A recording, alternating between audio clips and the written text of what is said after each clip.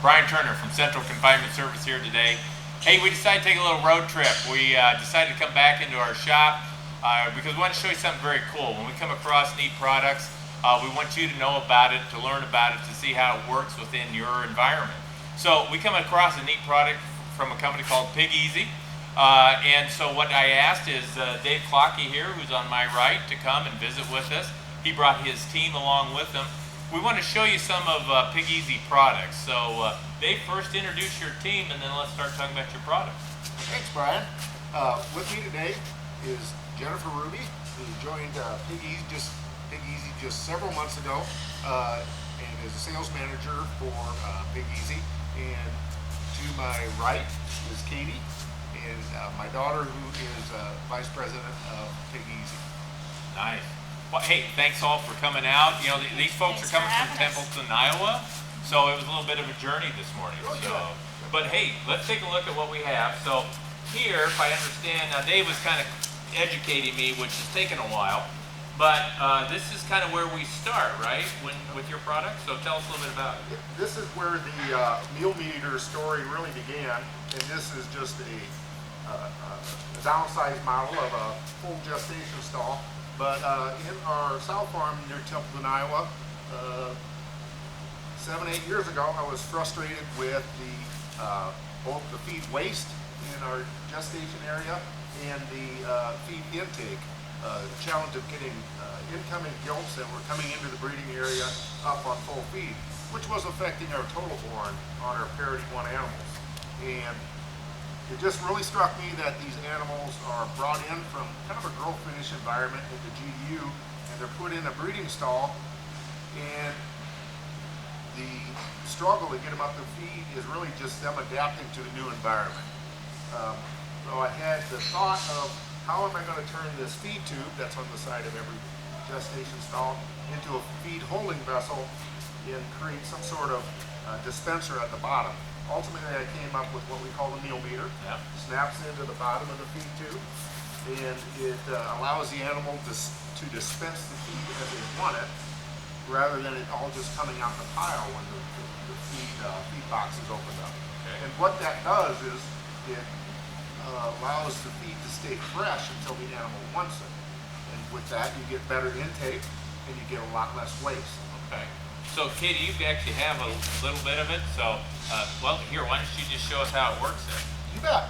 So this is the MealMeter. It's have the roll pin removed for easy display and to take it apart.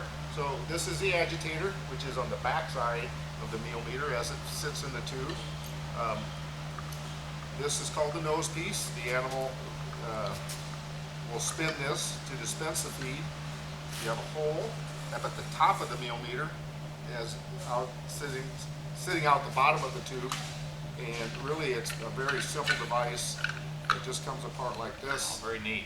So easy to take care of, easy to clean if you need, and so as it sets in the tube, and then of course the pan is designed that as like I was telling Dave earlier, I thought, you know, as the animal wants wants to feed, you come up and move it with their nose, right? Correct. Yeah, self-feeding. I wish I had one of those for my kids when they were growing up. I think it'd been a lot You better. could have had a Skittle dispenser or something. Well, yes, a Skittle would been a good thing. Sugar is never good, but no, I hear what you're saying. But that's just a very cool design. So now, but it's easy to install, right? Yep. We manufacture the tubes, and they can be manufactured to fit just about any stall, slope front, straight front. It's a 409 stainless, so we can bend it, and we can manufacture it to go up to the feed box and come through the side panel and drop either into the trough or into our breeder bowl. And we call this the breeder bowl, and really in essence it's kind of a water bowl that they can drop the feed into. And what that does is having the water in the bowl with the nipple that they activate with her nose creates a disincentive for the animals to over dispense. Oh, sure. Makes sense. Yeah, so you control your feed and your waste, right? Exactly. All right. So here on, which would be my right, maybe right behind you, so is this kind of the next stage then? It was the next logical step after the success we had putting it into the breeding area.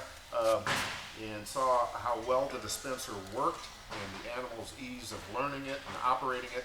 And it made a lot of sense to put it into the lactation area. Same concept. You have really a drinking bowl with a feed dispenser on the side. So we created a wet dry feeder that can't or won't plug because the sow can't access the hole where the feed comes out of. Well, that's neat. Yep. So easy install then, you know, if I'm retrofitting my barn, it's just pretty easy to install, right? We can manufacture the head gate to fit most any stall. Okay. Or new stall. We are not in that end of the business. We're in the feeding the animal business. Sure. So, speaking of manufacturing, this is made out of what thicknesses? That's all stainless. 16 gauge. 16 gauge. Stainless. Lasts a long time then, right? Oh, absolutely. The head gates out of 12 gauge stainless, and so those can all be custom manufactured to meet different needs. Yeah. So, speaking of manufacturing, where are these made? These are all made in Midwest USA. Yeah, absolutely. Well, you gotta love that. Absolutely. So why don't one of you tell us a little bit more about PigEasy? Sure. So PigEasy has, we've been around for 6 years now.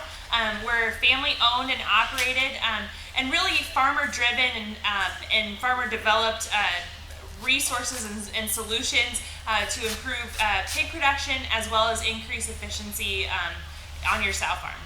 Excellent. Hey folks, thanks for coming by. We're going to cut another segment here because we've got some other things that they brought. I really want to show you, take the time. So stay tuned, I guess is the best thing to say.